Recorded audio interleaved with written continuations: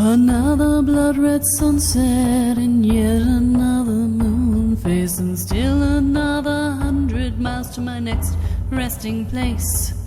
Driving down the road, eyes on the horizon.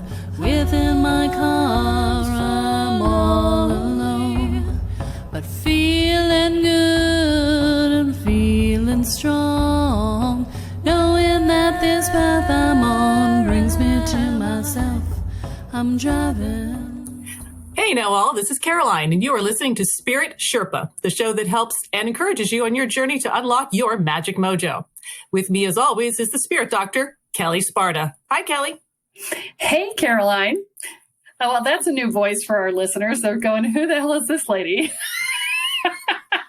I want to introduce the lady who just introduced me. This is my friend Caroline, who I have known for 30-something years. Yes. I am 19 years old. I just want to put that out there that right.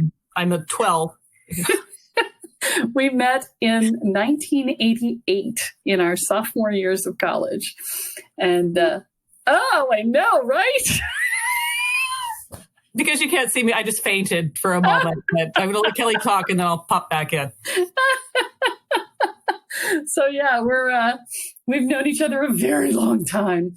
And, ours is one of those relationships where we come together, we're very intense for periods of time, and then we wander off. We don't talk for a year or two. We come back as though nothing has changed and no time has passed, and off we go to the races again. This is just sort of our pattern for our entire adult lives, basically.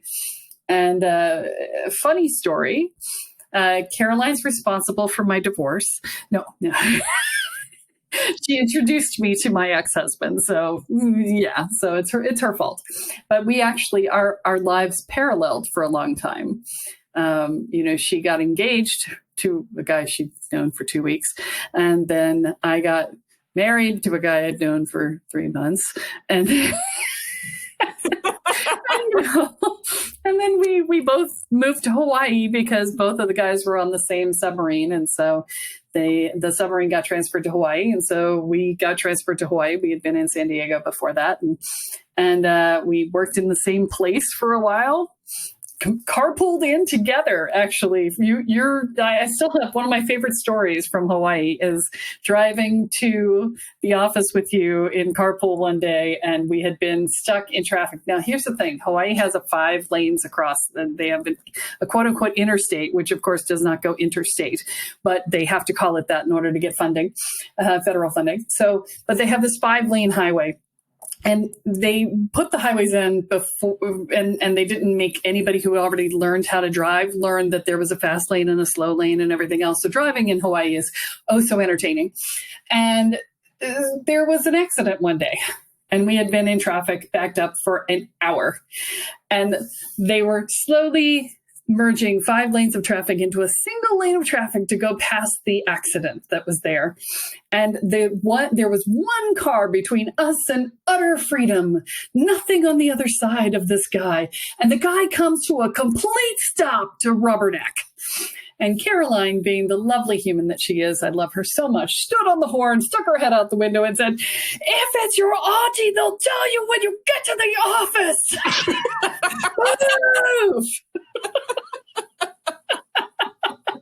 Which was so much nicer than what I would have said had I been driving. So, oh yes. So, we paralleled for a long time, and then you moved back to Virginia, which oddly I'm living in now. And I moved to Connecticut. You got divorced. I got divorced. You almost ended up on Judge Judy. Yes. But as I explained to the producers, lovely people. And I said, I want to start by saying my mom loves your show. And with all due respect, one of the best parts about watching Judge Judy is you're not actually on Judge Judy. And I feel like it would be wrecking it for me and my mom, and I just can't do that to my mother. So yeah. I respectfully decline. She didn't end up on Judge Judy. She said no. And then we had one of our part times, and when we came back together, and I think this particular one was pretty long. It was like 2 or 3 years, right? Mm-hmm. And we came back together, and the funny part was we had both started walking down the pagan Wiccan path at the same time, even though we weren't talking to each other. Right? Came back and I'm like, hey, I'm doing this. And she's like, hey, so am I. I'm like, of course you are, because that's how we are. Yes. So, when Caroline was available for this, I was like, why, yes, I would love to have you try out to be a podcast co-host for me on Spirit Sherpa. And in case you guys have missed this, we did the episode with Jewel last week. We're doing the episode with Caroline this week. I've got several people who have expressed an interest in being a co-host, and I've promised them all interviews.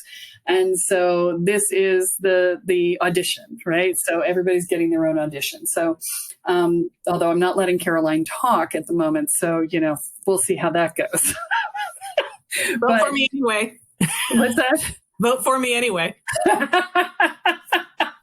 CAROLINE. So we're talking today.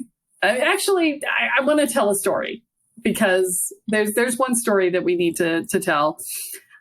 I came down, I can't remember when it was. I think I was on Walkabout, actually, right? Yeah. So when you just started Walkabout. So this would have been 2002. Yeah, it was pretty early on, because we were still living in this what we called the ranchero. Yes. Yeah. And so I came down there, and you had a friend. Why don't you tell the story about how we ended up over at your friend's house? So we had these neighbors that lived behind us, and they're the sweetest young couple, just an absolute delight.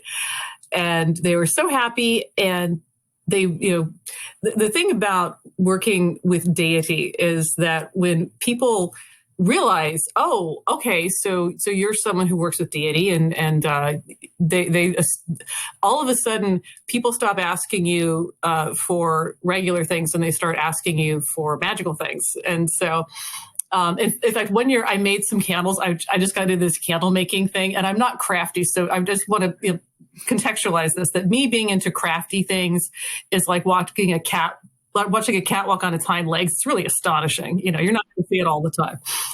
So I made these candles, and I gave them away as Christmas gifts, and nobody burned them, because they were all convinced they had some sort of magical property. And finally someone asked me, she said, she goes over this candle, and she's holding it, and she says, what does it do? And I said, it smells like pine. Where are we going with this? What are you doing? So and the poor woman, she'd been like so frightened to set it on fire, because she didn't know what to expect in her life. So I was very humbled that she thought it was actually that powerful, and very embarrassed. All it did was smell like pine. It did nothing. But anyway, so this couple really wanted a baby, and here's my friend Kelly, who is going on Walkabout, is very deep into the spiritual. And they said, oh, well, will you come bless our house? And Kelly sort of did a little blessing bomb. So prepared for the cleansing. And she had this beautiful, beautiful wing that she had found that she was using to aid with smudging. I'm sorry, my dog ate it. Well, as you don't know, actually, I bought it at Tribal Arts, so I didn't find it. So I replaced it with another one from Tribal Arts. Okay, all right. So that's like it's 18 years. Wing. Yeah, 18 years of pain has just been lifted from me, because I'm glad. Yes. Here's this wonderful thing. I'm thinking that she found in some sacred nest, and my dog ate it. Just down to the last feather, and then threw it all up. And he really did. But the ritual. Friends, there is dignity in Deity, just not all the time. So, sometimes you have this like magical, wonderful cleansing of a home of a darling young couple who just wants to enjoy a baby, and sometimes your dog is barfing up your wing, and that's okay. Yeah, that's okay. It's all part of the process. So, joy and throw up. Barf-wing happiness. It happens. It happens. We all have to grow in our own way. Pretty much. Yeah. So Kelly went to the house and she, did smudging and blessing and cleansing. And at the very end, she put in a timed spell, a timed fertility spell, so that at a designated period in time, and this is why I'm calling it a blessing bomb, is because it, at a designated time, the magic would release at the appropriate time. And the following year, they had an adorable baby, very much loved, and an absolute blessing to everyone. So it was a wonderful, wonderful experience. So yeah, when Caroline says that I did a blessing bomb, and she is not saying BALM, she's saying BOMB. We basically what I did was I said, because I didn't know if they wanted the baby right now. And so what I told them was, when you set your intention, yes, we're ready for a baby, that's when this is going to open and make it available. And I remember you saying that they were stunned at how fast they got pregnant. I'm like, be careful what you ask for. Because unlike the candle where people were afraid to light it, I think that they didn't understand that, no, this was real. This is actually going to happen. This energy is in your house right now. And so, when they were ready for it, it manifested, which was just fantastic. It's very beautiful ritual. If I remember correctly, they weren't even home. I never met them. No, they weren't. And they left their door open for us or something. Or I think actually they left the house while we were cleansing it so that they wouldn't get in the way energetically. Just interesting, but I don't remember ever meeting them. I don't think I ever saw them. I don't think you did. Yeah, so that was highly interesting. So it's the first time I've ever done work for someone that I had absolutely no idea who they were. I was like, yeah, all right, whatever, Sure, they want this, knock it out. So good thing I trust you, because otherwise I'd be like, you've got me breaking into a stranger's house and doing what to them? I could have defended you. That's like the great thing about, having a friend that's also a lawyer. It's like, oh, no, she's fine. We had the intent to do magic with it. It's fine. It's perfect. Yeah, it's all good. Yeah. It's also good that you're a trial attorney, because, I know that you'll win pretty much any argument. And I don't remember ever having an argument with you. I think I could hold my own. But oh yeah, there's no question about that. Yeah. Yeah, probably why we don't have arguments. So much. Yeah. Yeah. I can lawyer anyone, I'm not a lawyer, but I can lawyer you. Yeah. So, okay. All right. So we told our fun story, and I wanted to get that out there because I knew it was a story I have not told in almost 4 years on the podcast, which is freaking stunning. And so to come up with something I haven't told the story of is always fun. And so let's talk about working with deities. I mean, that is after all the topic of the podcast, and we are, 12 minutes in. So it's little details, So, you've done more of this than I have. I've tended to avoid working with deity because when I work with deity, I always forget to pay my obeisance and get my ass kicked. And so I just stopped, except when I screwed up and pissed off Oshun when I was on my way down here to Richmond and had to pay my obeisance in spades on that one. I had shamans from all over the world contacting me through Facebook saying, you need to pay obeisance to Oshun. And none of them knew me. None of them I was connected with. And the moment I did it, and I did not announce it, the moment I did it, everybody stopped contacting me. So, yeah, I was like, yes, I am listening. So this is why I don't work with deity, because I always get my ass kicked. And I get shamans from all over the world saying, you must do this ceremony. I'm like, I will not do that ceremony because I don't know you, and I'm not sure why you would tell me to do it, and I'm not familiar with your tradition. However, I will do a ceremony of my own that will be sufficient. So, yeah, it's that whole thing. But so you've done this more than me is basically what it's coming down to. So I'm going to let you talk about your practice, because you have been working with Hecate for quite some time, right? Yes. So Hecate, I felt her call, very early in the process, which is interesting because Hecate is considered a crone goddess. So to start there at a young age is somewhat unusual. Yeah. And it sort of brings us to goddess at the crossroads. Yes. So she's a triple goddess, and, she's there to guard the crossroads when you make the 3-part decision, which is something that Kelle can tell you I live for is, well, what's the third option? You can do this, you can do that. So is there a third option? I'll take door number 3. I like the third option. So that's my preference is to always have a third option. But it was what drew me, and Hecate is not something, again, you typically see for younger women, because younger women identify very strongly with Aphrodite and with Gaia, or maybe Ishtar, but that's what really pulled me in. And so, when we're talking about working with deity, I know that some people are very, very concerned about what deity should I use. And it's not a bathroom cleaner. There isn't one that works better than the other. So, my recommendation is that you should work with the deity that works with you. And what I mean by that is that, when I first started the pagan path, everything was books. You had to go out and you had to buy a book, and I actually have my favorite 365 Goddesses by Patricia Telesco, which is a book that I've had for a long time. And has 365 goddesses. Now, to be honest, they don't necessarily correspond with the day. June 4th may have a goddess that doesn't correspond with June 4th, but it's there's that. And there are a number of oracle decks and tarot decks that deal with goddesses.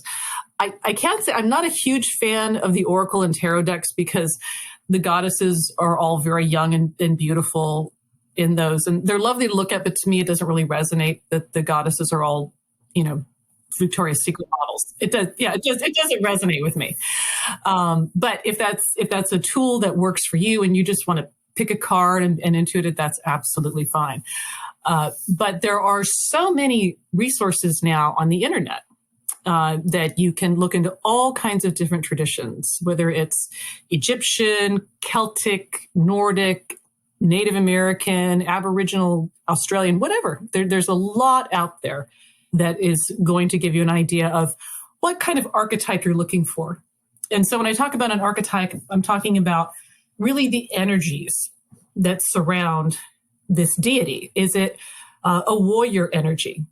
And if it's a warrior energy, are we talking about the kind of warrior like Darth Vader with the power and the dominance and the control? Or are we talking about a warrior like Yoda, a teacher, a more of a warrior priest?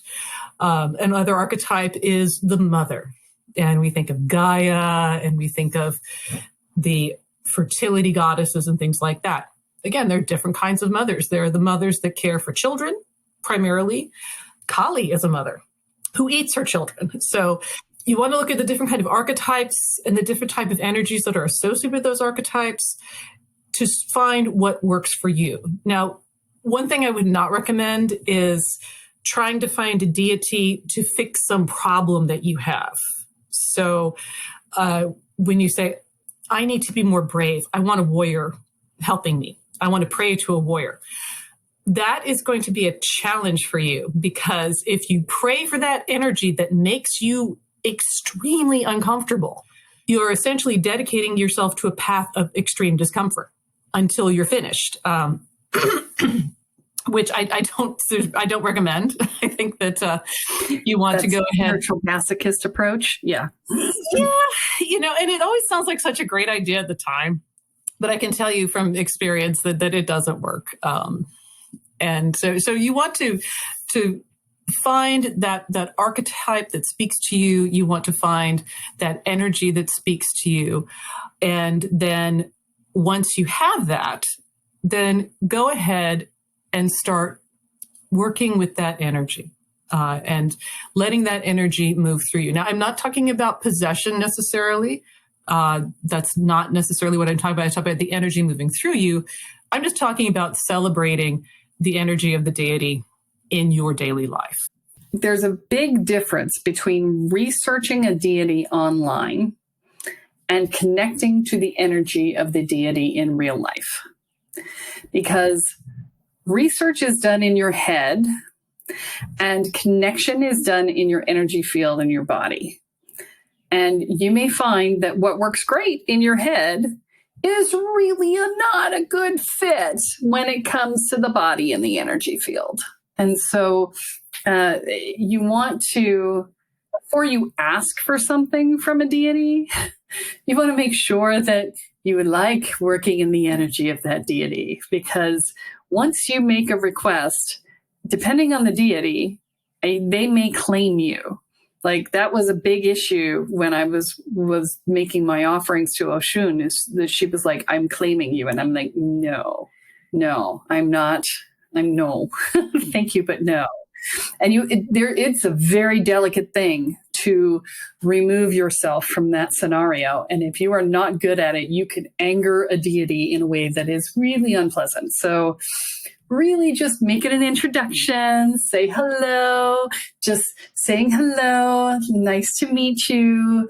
I'm not asking for anything. Be very careful not to ask for anything or wish for anything or anything else. Just make the introduction first to make sure that the energy is going to be a good fit for you. Because if it's not, that could be problematic. Absolutely. And from time to time, you're going to get a very strong call from a certain type of deity that is picking up on your energy. And as you know, I had some very destructive energy going on earlier in the year. It had a purpose. It really did. But I was really... You want to share that story? You don't have to. I know it's still fresh. It's not for today. Okay. But essentially, I decided that I wanted to make a major change. So I had to do what amounts to a 3-year cycle. So the first year is destruction, because I'm trying to get rid of something that I've had for a long time. The second year is... Okay, I'm gonna clarify for you, because the spirit just said, ahem. So the destruction is not just of the thing that you needed to get rid of, it's of everything that was standing in the way of the new life, just so you're clear. Correct. But it started in January with the destruction. I'm just saying that the destruction isn't just of the one thing. It's everything that's in the way of the transition, it's a relevant point of clarity. Actually, yes. And so that is actually an excellent point, because when you are working with deity, remember, it's if you ask for something, you're not necessarily going to get precisely that limited thing. So if you say, deity, make me a more assertive person. Now, you may be thinking in your head, I want to talk more in meetings. And the next thing you're driving down a road in Honolulu saying, your auntie will call you if it matters, and doing that kind of thing. So, you want to be aware of all this, when I say to deity, okay, I want this, this big issue, you might find yourself in a different situation than you imagined. Often you will find yourself in a different situation than you imagine. Let's be clear. It's not just sometimes, it is often. We think we know what we're asking for when we ask for it, but we don't realize what it takes for us to get what it is that we've asked for. And so we get everything we need to get what we asked for, which is often the unexpected. Yes. Now, unexpected doesn't mean terrible. I don't want to scare anyone off and saying, oh my gosh, if I start celebrating a deity, my life will be turned upside down. But I will be very candid with you that one reason why I resisted becoming more spiritual was not because I was afraid that I couldn't do the work, it was a fear that I would never be able to stop. What does that mean? What that means is that, so I'm, as you know, I'm a lawyer. I have a straight job. I wear conservative clothes. I have conservative clients. Most of them do not know that I'm pagan. I'm still in the broom closet for most of my clients. I think by most, I probably should say all. And so my concern was that if I really started connecting to spirit very strongly, I wouldn't be able to have this life that I have, that work as an attorney and to have this straight life. And I know that for a lot of folks, and maybe even some of our listeners here, one thing that's holding them back from really exploring spirit and really exploring deity is thinking, okay, but if I really connect, what if I just go totally spirit all the time and that's all I want to do? Now, before you let that stop you, I want you to think about that for just a minute. Because what you're saying is, what if I find out what I hate what I'm doing? So that's what you're really asking yourself. If you're saying to yourself, I'm worried about connecting to deity because I'm concerned that I won't be able to live in this tiny cage that I've built for myself, just let that sink in. Say it a couple times so you can hear yourself say, but I'm in this tiny cage and I'm so happy here. Yeah. If you were so happy here, would you be worrying about going all in with spirit? So when you're looking at, so that was really part of my journey, was going through this destructive phase where I had to say, okay, I've built this cage. It is strong. It is reinforced. It is tiny to keep me from moving so much. But I don't want to be in this cage anymore. I don't like it. I can't stand it anymore. And I decided I have got to break down the cage. So I was channeling this very destructive energy. And now we are in a different part of that phase. There's still destruction going on. There's still letting go going on, but it's not this just flaming goddess of destruction energy that's happening. Going through things. Yeah. I mean, I got more memes of a fire-breathing dragon laying waste to something. And one of my girlfriends sent me a screenshot of a system that she's doing. And one of the things that they share, I mean, a lot of stuff's online, but so one of the things they share is called Self-Care with Sass. And apparently it's very popular. And I said, okay, I feel like my energy is a little bit more out of like brunch eaten out of the hollowed out skull of my enemies. So I don't know that's where I am right now, but that's okay too. So we're a little less on the, and they shall know me by the trail of dead I leave in my wake right now. And we're a little bit more of a, let's clear the path. So when you do connect to deity, whatever whatever you decide to do, that energy can change over time. And when you were doing this work, were you doing it with Hecate, or did you tap into Kali for this, or somebody else? This was much more of the Kali energy. So, in the Gobinde prayer, Hariang Karyang, creator destroyer. And so the work that I was doing was about the destruction and the fire element that has to come to clear the forest. And so that's what I was working with at the time. Now I'm not quite back to the Hecate energy because she is the crone. So we're still a little more in that warrior goddess mode where I'm still clearing some things, but it's not as high energy. It's not as destructive. It's more measured as we go forward. So, yeah. So what sort of obeisance are you paying? What sort of payment are you making to the goddesses as you work with them? What are they asking of you? At this point, the obeisance I make is a little bit different because I'm at a different place in my practice than some other people are. For me, the obeisance is my commitment to speaking the truth. And that can be challenging because I don't like sharing parts of myself. I am very private. I don't like, I'm a very honest person. I'm a very candid person, but I'm a very private person. And so I'm one of those folks, and I know that you say this a lot in your practice, that if I say something that I don't normally talk about, I burst into tears because it's such a safety issue for me. So the obeisance that I am making is an obeisance to living this fully, to committing and to speaking that truth, which is very challenging for me.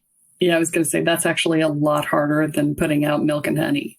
You know, I mean, it's so much harder. So much harder than making an altar and feeding it every day. It's really, yeah, you know, that's child's play compared to the type of commitment that you've made. So, you know, especially when, you know, you're like, oh, little white line. No, truth must be told. It's like, oh, fuck, I didn't expect that. Damn it. Absolutely. Absolutely. Yes. Yeah. But I do still have, you know, candle rituals every month. So that's part of the commitment that I made, is that every month there's an SBOT, and it depends. And the initial SBOT was at the my order calls it the dark moon. Now, most people call it new moon. We call it dark moon. So the dark moon of the wolf moon was when we began with the original destruction.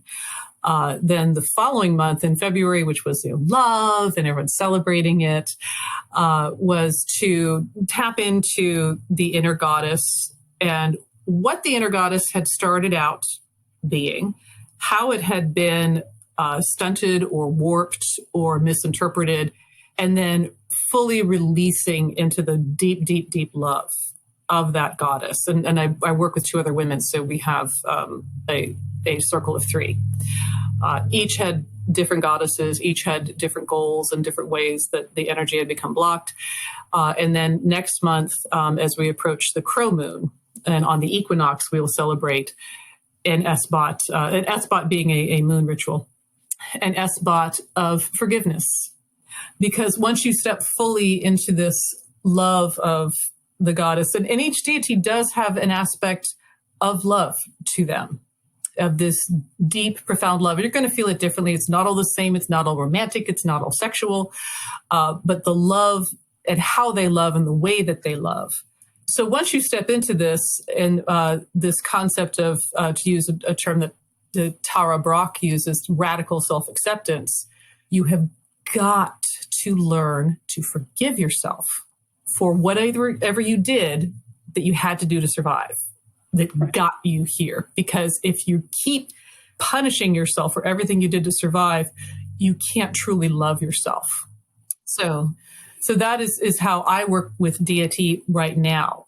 Early in my practice, I had altars, and I was very, Kelly actually gave me a beautiful, beautiful frieze with Hecate on it, with the triple goddess. And it's always on my desk where I can see it. I always keep it because it reminds me that there are times when I have to come back to what matters to me, and not always be so, you know, grounded in the now. Well, not grounded in the now, but grounded in the mundane. Yes. Yeah. So early in my practice, it was very much about candle rituals and oils. I'm not the biggest fan of incense because it can make my husband sneeze, and so there's limits to what I can do. But absolutely, I mean, if it really helps to keep you focused and centered and engaged, then paying that special obeisance to that god or to that goddess is absolutely critical. It's a wonderful way to remind yourself every day to take that moment and say, all right, okay, the altar is you starting to look a little ragged. Is my intention looking a little ragged? Am I really spending enough time with myself, with my intention, with my goals? Or did I kind of say, okay, I'm going to light a candle and wait for the universe to do the work? Bye. Yeah, for the record, that doesn't work. So, yeah. Okay. Well, this was a great primer, I think, for people who are looking to get into deity work. Thank you for that. So speaking of primers and how-tos, I hear that you have a book coming out. I do. It's called The Overachievers Guide to Nailing Your Spiritual Growth in Record Time Without Quitting Your Job, Turning Over Your Power, or Joining a Cult. And it has a lovely picture on the cover, and it says, come on in, we have snacks.